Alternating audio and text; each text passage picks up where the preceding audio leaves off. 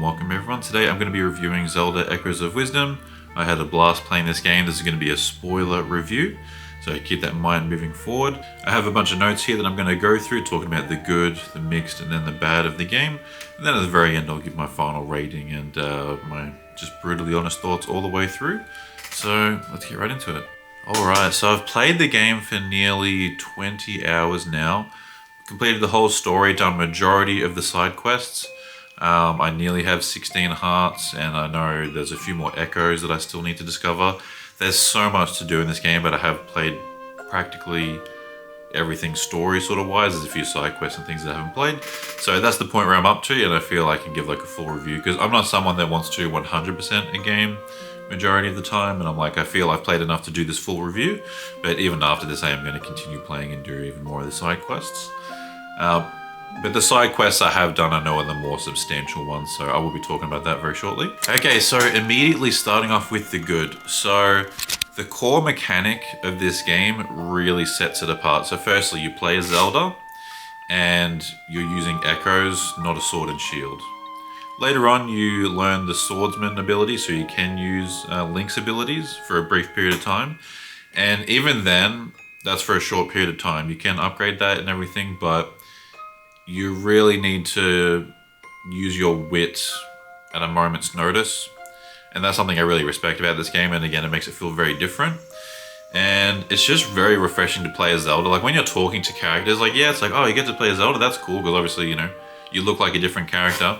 But when you're talking to everyone, it's just like, oh yeah, like I'm expecting to be talked to as if I'm like a bit more of a commoner, but yeah, everyone's like, oh, it's the Princess of Hyrule, oh hi Zelda, oh Your Majesty, and all this stuff. I'm like, yeah, I kind of keep forgetting that. So it's good that the game really makes you sort of feel like sort of royalty in that sort of regard. And like, I don't know, it's different, just as a different story element, because it's a, again, completely different character, and I thought they did Zelda very well. And just bouncing off into characters with that, I thoroughly enjoyed a bunch of the characters in this game. Each tribe, like whether that's the Gorons or the Deku or the Gerudo, you know, any of the other tribes, they all have their own quirks. I really liked how the Deku scrubs were all like obsessed with like sweets and candy and stuff like that. And you have like that smoothie guy, and the Gorons are all a bit more about like racing and stuff like that. And the Gerudo obviously are, you know, more about fashion and warrior stuff and things like that. It's just really cool to see. And going back to the echoes, like the ones that you learn in the different environments, you know, you need to use different ones in different spots depending on what you're fighting. And again, that just really adds to the replay value of the game, because as I'm going through it, I'm like, man, I forgot there's like 10 or 15 other echoes that I could be using right now. But the ones that I'm using are getting the job done. I usually use the Dark Nut or the Spear Bokoblins, or Moblins. Majority of the time them, and even traversing around, like, you know, there's so many ways, whether you just make a staircase out of beds or make like a waterfall out of nowhere and stuff like that. There's so many ways you can go around fighting and traversing that I just really respect. And because I'm not someone that really likes 2D games too much, and this one really felt a lot more open, because you can literally go on top of trees, go across areas, you know, there's no restrictions, and I really like that about the game. So massive praise in that regard. And you know, if I play it again very soon, I could do a completely different sort of playthrough where I use a whole set of different echoes that would still get the job done, but in a different way. And I feel that really adds some like freshness to the series that was definitely needed, especially for the 2D area of the series. And yeah, just back to the world, I just love how like lived in it feels, and how many different tribes there are. Normally we only get like sort of 4 or 5 tribes, but this one we have like 6 or 7, I feel, with all the different races and everything, and that's just really cool to see. And the range of monsters just really adds a lot of charm and personality to the game. You don't need me to tell you that. Like obviously the whole game is very charming with the art style and everything like that.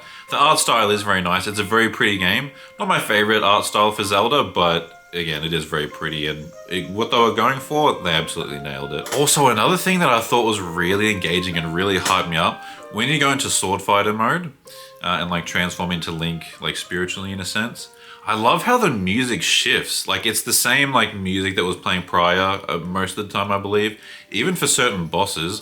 but it plays a bit more of like a synthy sort of 8-bit rendition sort of mixed in with it. And I just thought that it felt like, oh, this is like a very cool like fighting moment. I really liked those moments. And in addition, I thought the outfits and abilities were really nice, whether that's like the sword fighter ability to like, you know, have it so you can be in sword fighter mode a bit longer or jump higher or, you know, find hearts more often, stuff like that. That was like a neat little thing. The fast travel in the game was also very nice. And we also have a horse that we can actually ride around. And that was really nice. You don't really see that in many of the 2D Zelda games, so I thoroughly enjoyed that. And again, the outfits, there's a couple that you can scan from the amiibos. I have like a bunch of my Zelda amiibos up there. And you can get a few different color variations, which was cool. And so some of the outfits have different abilities, whether if you lay on a bed, you get hearts quicker, or you have a bigger spin radius with your attack and stuff like that. So that was very cool. I like the Gerudo like dancing outfit, and the main outfit that the game gives you when you finish the first few dungeons, and obviously like her main regal dress is very nice. But there's even a cat outfit that lets you talk to all the cats, and there's a lot of cats in the game, so that was fun. Yeah, so some funny dialogue that you get from a few of them, so that was nice. Now the side quests were really fun. Again, I haven't done every single one, but I've done a hefty amount of them. And the side quest / gauntlet to get Link's outfit by doing you know, all these combat challenges in a certain amount of time with certain restrictions, and then the last challenge being defeat every boss you fought in a row with Ganon on the top at the very end within a time limit, just with all like the supplies that you have when you go in. That was a bit difficult, but very rewarding. And that's something I also want to praise. The difficulty of the game I thought was like perfectly balanced, because there was a bunch of times that I died that I wasn't expecting to. Because when you're fighting, you have to know what to summon, so you have to very much strategize when you're playing. But also you need to dodge and move around, and you have to keep track of like 2 or 3 things going on at a time. And that's where like the wisdom comes into it, and the knowledge that you'll need to have when you enter a boss battle or just any fight during the game. So that was really cool. And yeah, and getting Link's outfit, I unlocked it like sort of half an hour ago when playing. And it's really cool to like run around like feeling like Link, because that's obviously the closest you can get to feeling as Link. But honestly, I really like Zelda's outfit, so I'm not going to be wearing the outfit too much, but it's cool that they added Link's outfit so you can wear it if you want. So I think that's the main points that I wanted to address for the good of the game. Now moving on to the mixed elements. So I don't have too much in the mixed elements section. It's mainly that it's a 2D style game, and they're not my favorite types of games, but that's not really on this because it's, you know, it wasn't trying to be anything different. So if you're not into 2D games, just be cautious of that. But honestly, this is probably one of the best 2D games that I've played. So again, not really so much of a mixed element, but just, you know, personal preference. I much prefer the 3D style Zelda games, but this one was really nice. And another thing that, again, it's like kind of mixed. It's the music and the bosses. So the bosses in the moment, fantastic. The music in the moment, fantastic and very nice. Some of the tunes are slightly memorable. So what I mean by this, the bar for Zelda games is set extremely high for boss battles and music. And with this game, you know, I've played it for over a week now, and you know, finished it and everything, and I can't really remember the tunes. Like if right now I was like, oh, what's like some memorable tunes from the game, I can't really like sing them off the top of my head or remember them too much. And the boss battles, I'm like, oh, what were the bosses, what did they look like again? What were their names? Like I know there was Volvagia, but like the fire dragon, but again, that's just ripped from another game. And there's not too many, like they're not instantly memorable, so they're slightly forgettable. And the music, again, it's like all that stuff is really nice, but the bar's set so high that, you know, I can list like almost every boss from Ocarina of Time, Twilight Princess, sing a bunch of the songs, all that, know them off the top of my head because the music and boss battles are that good and memorable. But this game, just slightly less memorable music and boss battles, but in the moment, they're really fun. The music is very effective and the boss battles are fantastic. That's just why it's a bit more of a mixed element, because the bar's just set so high that these aren't really so much a mixed thing as much as like the competition for what's in a Zelda game is very high because there's so many fantastic Zelda games. But now moving on to the bad of the game. So really the only thing I could think that's sort of in the bad, it doesn't ruin the game or anything, but it's the final reveal for the villain. They're a little bit forgettable and not memorable. I really like the section at the very midpoint of the game, or slightly before the midpoint, where you defeat Ganon and you're being summoned up back to the surface, and you see that like demon monster come through and about to grab you, but then Link comes in and hits him with the sticks and draws him away. He looks really scary and cool, and I'm like, oh, what are they building up here? Okay. And then we find out later that it's just, you know, some entity that just likes taking over like darkness and all. I don't know. It just wasn't too compelling, and I wasn't too huge on the final design. The final boss battle though was very cool and one of the cooler fights during the game. That was stressful. All the phases. I was nearly sweating by the end of that, but it was super fun.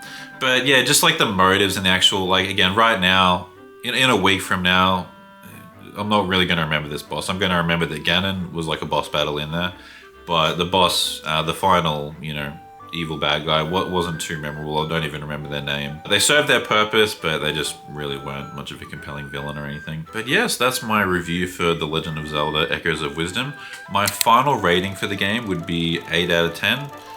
Very solid game, did everything it set out to do perfectly. Not the most memorable, but very refreshing in the series. I love playing as Zelda, and everything in the moment feels fantastic. And I definitely recommend checking this game out. But anyways, thank you so much for watching. Sometime soon I will be doing a top 10 Zelda games video, so you can stay tuned for that. I'm very excited to do that. And yeah, stay tuned for future videos, and I'll see you guys next time.